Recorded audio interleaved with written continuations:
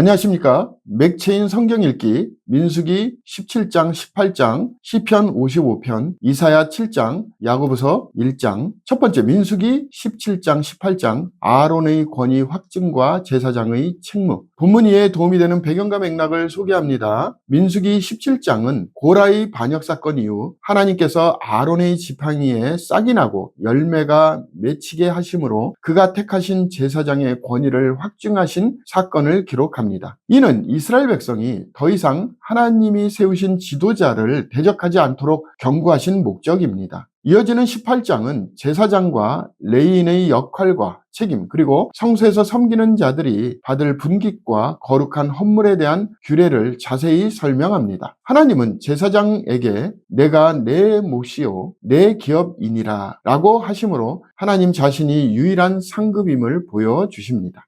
본문의 중요 구절을 소개합니다. 민수기 18장 20절 여호와께서 또 아론에게 이르시되 너는 이스라엘 자손의 땅에 기업도 없겠고 그들 중에 아무 분깃도 없을 것이나 내가 이스라엘 자손 중에 내 분깃이요 내 기업이니라. 본문을 적용하는 데 도움이 되는 가이드라인입니다. 오늘날 우리는 하나님께서 우리의 참된 기업이 되심을 기억해야 합니다. 세상의 소유나 지위보다 하나님과의 관계 안에 머무는 것이 참된 만족과 사명의 근거가 됩니다. 그분께서 맡기신 사역과 직분을 기쁨으로 감당하며 하나님을 우리의 기업으로 삼아야 합니다. 두 번째, 시편 55편 배신과 슬픔 속의 간구. 본문 이해에 도움이 되는 배경과 맥락을 소개합니다. 시편 55편은 다윗이 가까운 친구의 배신과 원수들의 압박 속에서 겪는 깊은 슬픔과 고통을 토로하는 시편입니다. 특히 함께 즐겁게 지내던 친구의 배신은 그를 더 깊은 절망으로 이끌었으나 그는 여호와께 부르짖으며 구원을 간청합니다. 시인은 내 짐을 여호와께 맡기라고 고백하며 하나님이 결국 의인을 붙드시고 악인은 멸하실 것을 확신합니다. 본 시편은 고난과 배신 속에서도 하나님의 신실하심에 의지하며 기도하는 모범을 보여줍니다. 본문의 중요 구절을 소개합니다. 시편 55편 22절 내 짐을 여호와께 맡기라. 그가 너를 붙드시고 의인의 요동함을 영원히 허락하지 아니하시리로다.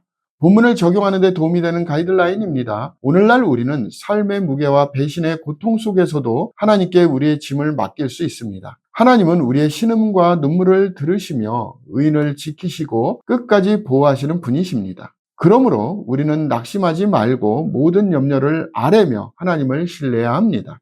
세 번째, 이사야 7장 임마누엘의 예언과 하나님의 구속계획. 본문 이해에 도움이 되는 배경과 맥락을 소개합니다. 이사야 7장은 유다왕 아하스가 아람과 북이스라엘의 공격 위협 속에서 하나님의 도우심을 거절하고 오히려 아수르에 의지하려 했던 역사적 배경을 담고 있습니다. 이에 하나님은 이사야를 통해 처녀가 잉태하여 아들을 낳을 것이요 그 이름을 임마누엘이라 하리라는 표징을 주십니다. 이는 1차적으로 아하스 시대의 구원과 심판을 상징하지만 궁극적으로 예수 그리스도의 탄생에 대한 메시아적 예언으로 성취됩니다. 임마누엘은 하나님이 우리와 함께 계신다는 약속의 상징이며 심판 속에서도 은혜와 구원의 메시지를 내포합니다. 본문의 중요 구절을 소개합니다. 이사야 7장 14절 그러므로 주께서 친히 징조를 너에게 주실 것이라 보라 처녀가 잉태하여 아들을 낳을 것이요 그의 이름을 임마누엘이라 하리라.